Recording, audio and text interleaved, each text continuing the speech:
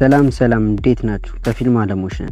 ዛሬም እንደተለመደው አንድ ሙቪ ባጭሩ እናስቃኛችሁ መጥተናል። ከዛ በፊት ግን ለቻናላችን አዲስ ከሆናችሁ ቪዲዮውን ላይክ እንዲሁም ቻናሉን ደግሞ ሰብስክራይብ በማድረግ ቤተሰብ እንዲሆኑ እንጋብዛለን። ለዛሬ ደግሞ ይዘንላችሁ የመጣነው ፊልም ዴዝ ኖት የተሰኘ ፊልም ሲሆን ፊልሙም በጣም አስፈሪና የሆረር ይዘት ያለው ፊልም ነው። ፊልሙንም እንደምትወዱት ስለማልጠራጠር ላይክ በማድረግ አሁንም እደግመዋለሁ፣ ቪዲዮውን ላይክ በማድረግ እንጀምር። ፊልሙ የሚጀምረው በአንድ ትልቅ ሃይስኩል ትምህርት ቤት ውስጥ ነው።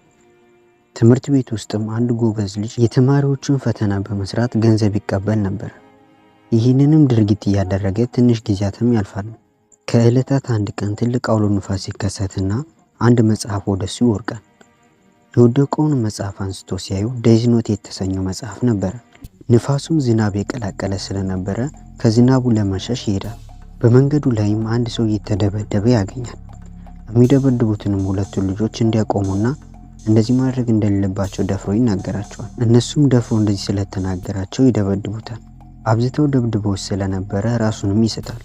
ራሱንም ስቶበት በነበረበት ጊዜ ተማሪዎቹ ሲሰራላቸው የነበሩትን ፈተናዎች ያገኙበታል።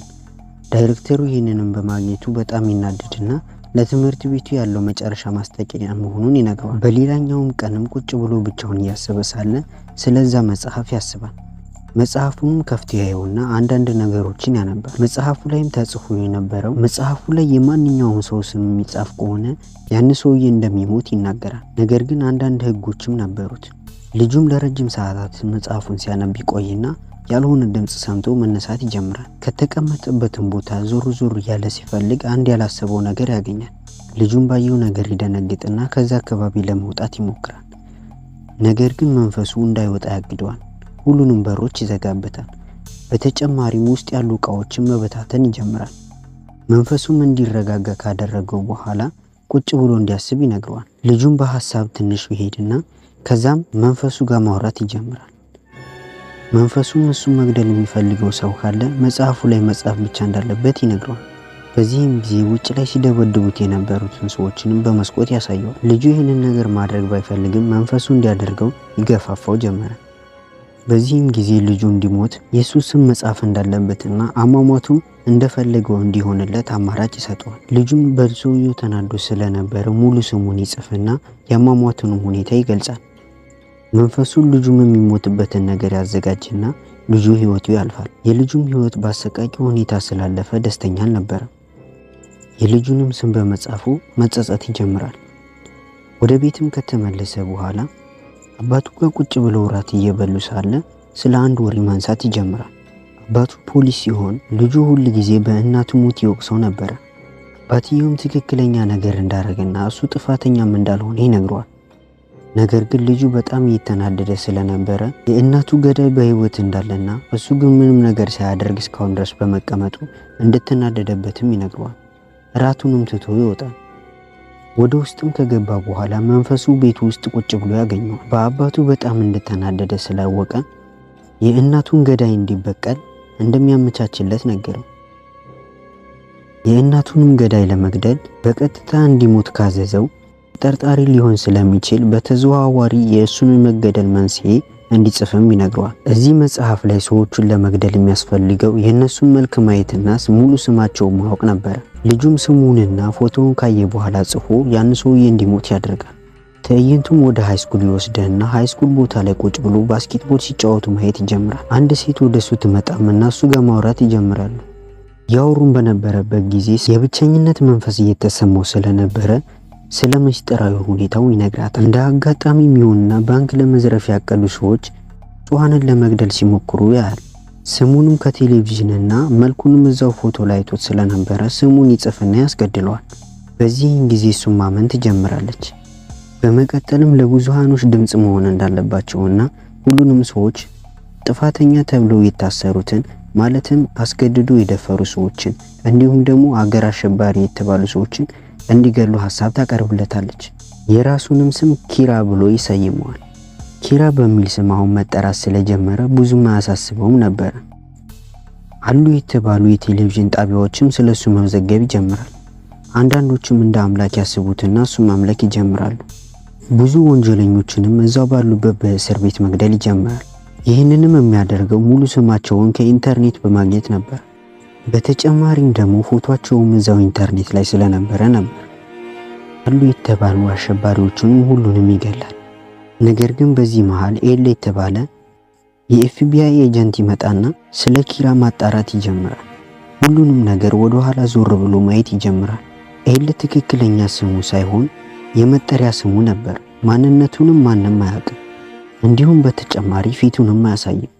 ብዙ መረጃዎችንም ከኪራ መፈለግ ይጀምራል። ነገር ግን ሳይሳካለት ይቀራል። ኪራን ሊደርሱበት የሞከሩትን ኤጀንቶችን ሙሉ በሙሉ ገሏል። ነገር ግን አባቱን አልገደለውም ነበር። ከብዙ ድካም በኋላ ኤል ፊታቸውን ካላየ መግደል እንደማይችል ወጥቶ በሚዲያ ይናገራል። ይህንን ሁላ ሲያደርግ ኤል ፊቱን አላሳየም ነበር። ኪራም ወደ አባቱ ይመጣና ስለ ኤል አንዳንድ ነገሮችን ለመጠየቅ ይሞክራል። አባቱ ግን ምንም አይነት መረጃ እንደማያውቅ ይነግረዋል። ኪራም የራሱን ማስረጃ ለማጥፋት ሲል ሙሉ ኤጀንቶችን ሁሉንም በሚያስብል ደረጃ ስማቸውንና ፎቶአቸውን ስላያቸው ሁሉም ራሳቸውን እንዲያጠፉ ከፎቅ እንዲዘሉ ያደርጋቸው። ኪራም ወደ ቤት ከተመለሰ በኋላ የሙት መንፈሱን እሱ ስሙን እንዳልጻፈና የኤጀንቶቹን ግድያ እሱ እንዳላደረገ ይነግረዋል። የሙት መንፈሱ ግን ጓደኛው እንዳደረገችውና እንደጻፈችው ይነግረዋል። ለሱ ብቻ የሚታዘዘው መስሎ ስለነበረ ኪራ በጣም ግራ ይጋባል። የኪራ አባትን መድረክ ላይ ይወጣና ብዙ ንግግሮችን አድርጎ እንዲሁም ደግሞ ለሞቱት ኤጀንቶች ስነ ስርዓት እንደሚፈጸም ይናገራል። ኤል አሁን ላይ እየተጠራጠረ ይመጣል። ምክንያቱም የኪራ አባት እስካሁን ድረስ አልሞተም ነበር። ኤል ጥርጥሩን ለማረጋገጥ ወደ ኪራ ይሄድና ድንገት ይመጣና ያስደነግጠዋል። ካፌ ውስጥ ቁጭ ብለው እያወሩ ሳለ ፊቱንም ገልጦ ያሳየውና የሚያውቀው ነገር ካለ ይጠይቀዋል። ኪራ ግን ምንም ነገር እንደማያውቅ ነግሮት ወደ ቤቱ ይመለሳል። በሚቀጥለው ቀን የኪራ ቦዲጋርድ የሆነውን ሰው ስሙን በመጻፍ መልኩንም አይቶት ስለነበረ የሱን መረጃ እንዲያጣራለት ወደ ሌላ ሀገር ጧት ተነስቶ እንዲሄድ ያዘዋል። ኪራ አስቡ የነበረው ጧት ተነስቶ እዛ ሄዶ መረጃውንና ስሙን ነግሮት እንዲመጣ ነበር የፈለገው። ኤል ማደጎ ውስጥ ያደገ ሲሆን ምንም አይነት መረጃ ከሱ እንደማይገኝ ያውቃል። ሰውየውም ትዕዛዙን ከኪራ ይቀበልና ጧት ተነስቶ ጉዞ ለማድረግ ራሱን ያዘጋጃል። ራሱንም ካዘጋጀ በኋላ ጉዞውን ማድረግ ይጀምራል። ኪራ ባዘዘው መልኩ ወደ መኪናው ይገባና ወደዛ ቦታ ማምራት ይጀምራል። ሌላኛው በኩል ደግሞ ኤል የራሱ ቦዲጋርድ ስለጠፋበት ተበሳጭቷል። ከዚህ በፊት እንደዚህ አድርጎ ስለማያውቅ ኤል ግራ ገብቶታል። ታፍኖም እንደሚሆን ይጠረጥራል። ወደነ ኪራ ቤት ይሄድና ሙሉ ቤቱ እንዲፈተሽ ትዕዛዝ ይሰጣል። ነገር ግን ምንም ሊያገኙ አልቻሉም ነበር።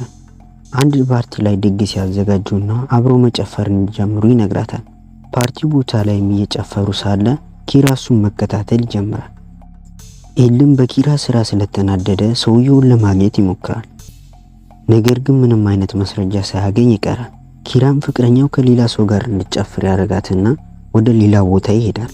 ኪራም ከፓርቲው ከወጣ በኋላ ስልክ መደወል ይጀምርና መረጃውን እንዳገኘ ይጠይቀዋል። ሰውየውን መረጃውን በመፈለግ እያለ እንዳለ ኪራ ባደረገው ነገር ግራ ይጋባል። የቦዲጋርዱ የተጻፈበት ስም ተቀዷል። ስለዚህ ሰውየውን ማዳን አይችልም ማለት ነው። ፖሊሶቹም እዛው እንዲገሉት ፈቀደለት። ፖሊሶቹም ቦታው ላይ ከደረሱ በኋላ ተኩሰው ይገሉታል። ኪራም ምንም አይነት መረጃ ሳያገኝ ይቀራል። ወደ ቦታው ከተመለሰ በኋላ ለምን እንደዚህ እንዳደረገች ይጠይቃታል። ይህንንም ያደረገችው ለሱ ደህንነት እንደሆነና ያንንም ወረቀት ቀዳ እንደጣለችው እሱን መትረፍ እንደሌለበት ትነግረዋለች። ኪራ ግን ንጹሃን መሞት እንደሌለባቸው ያምን ነበር። ኤልም ቦዲጋርዱ እንደሞተ ሲሰማ ኪራን ለመበቀል ይወስናል።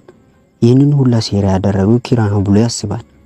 መሳሪያውንም ያነሳና ወደ ኪራ ማምራት ይጀምራል። ኪራንም ያገኘውና ኪራ ከሱ ለመደበቅ ሲል ይሮጣል።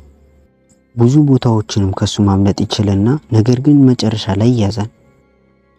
የማይቆም ከሆነ እንደሚተኮስ ይናገራል። ኤልም ወደ ኪራ ለመተኮስ እያሰበ እሱ ራሱ ኪራ እንደሆነ ይጠይቀዋል። በዚህን ጊዜ አንድ አድናቂው አብሮት ስለነበረ እሱን ይመታለትና ይወርቃል።